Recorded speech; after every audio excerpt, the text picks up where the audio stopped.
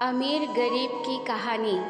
एक बार की बात है, गीता और टीना नाम की दो सहेली थी। गीता के पिता एक स्कूल में टीचर थे, जबकि टीना के पिता एक बिजनेसमैन थे। टीना अमीर थी जबकि गीता गरीब थी। टीना थोड़ी लापरवाह किस्म की लड़की थी, जबकि गीता एक समझदार और अपने काम को सही से करने वाली लड़की थी। कुछ समय के बाद वो दोनों बड़े हुए और एक कॉलेज में पढ़ने लगे। टीना को अपने ही कॉलेज में पढ़ने वाले एक अमीर घर के लड़के से प्यार हो गया और उन्होंने कॉलेज के बाद शादी कर ली।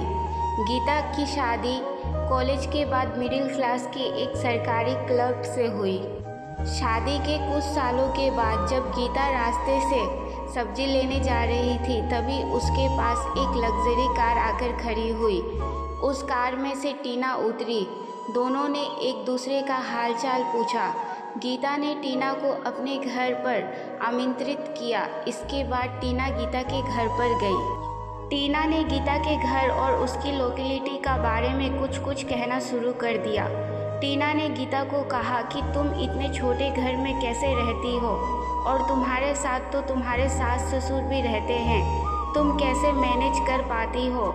लेकिन गीता ने टीना की बात का बुरा नहीं माना और बड़ी ही समझदारी से उसका जवाब दिया। टीना ने गीता को अगले दिन अपने लड़के के बर्थडे पर आमंत्रित किया। गीता अपने पति और अपने लड़के के साथ टीना के घर पर पहुंची।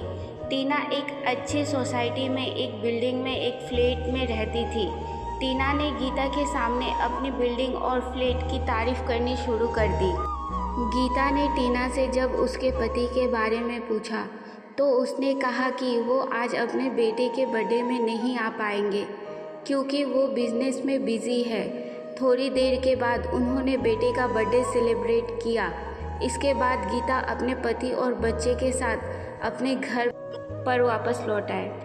कुछ दिनों के बाद शहर में एक बड़ा भूकंप आया, जिसके कारण टीना जिस बिल्डिंग में रहती थी वो भी धराशायी हो गई। जब गीता को इस बारे में खबर लगी तो उसने टीना को फ़ोन किया।